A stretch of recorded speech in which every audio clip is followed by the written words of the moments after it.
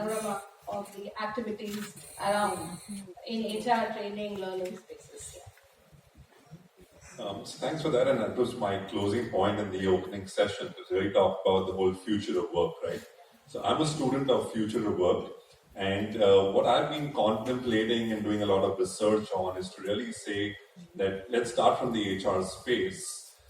Today, if our basic understanding of people is limited, tomorrow if you're going to have robots, you're going to have cyborgs, how are you really going to deal with them? How are you going to deal with artificial intelligence when Mark Zuckerberg sees two people talking in a language that he doesn't understand? He realizes it's a threat. And then he says, okay, robots, stop talking to each other. He dismantles everything. So what I'm trying to say is disruption is going to happen. I want to give a classic case of going back a little into history. When the whole Datta Samant movement happened in Mumbai, a lot of these textile mill workers, and this is a lot to do with society and social implications of disruption as well, right? So society and all these mill workers were impacted with their jobs and they lost their jobs. 99% of them became drunkards, started hitting their wives started becoming maid servants, started working, started earning money for the family and running the house. But there still was that 1, 2, 3, 4% of people who said, my skill today is no longer relevant. I no longer can be a mill worker. Let me learn driving.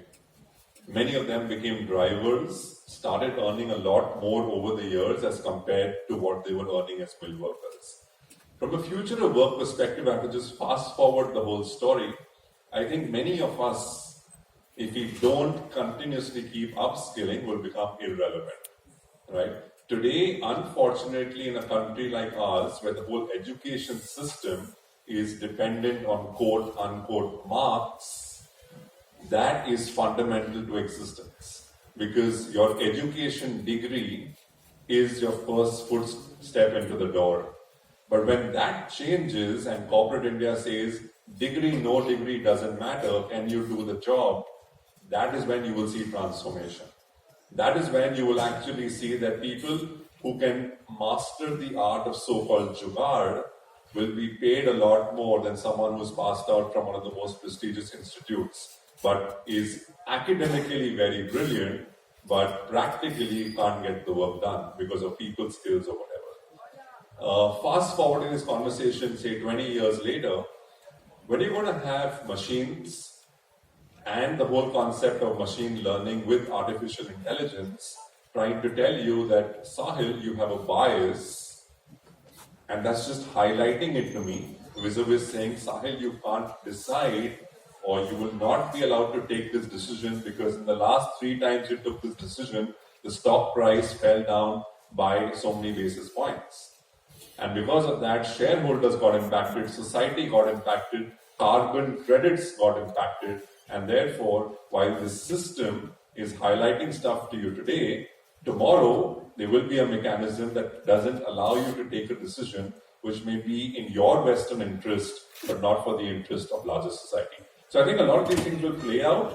The question is, are we ready to embrace it? Are we ready to understand it? And are we able to ride the wave?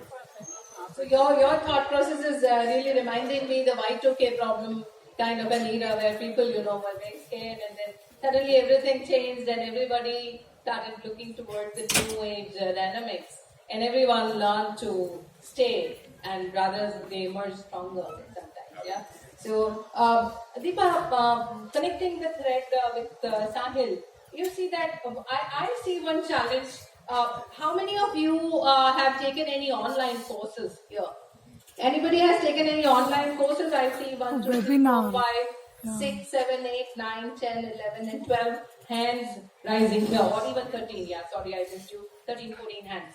Now, the sustainability in the online courses or the learning patterns, of MOOC or Coursera or edX or Udemy or these kind of things. Because you're coming from NIIT technology and, they provide a lot of solutions, particularly an online education, online platform learning, they are happening. So what are the challenges being on the other side of the table? Like you are the organizer of such thing.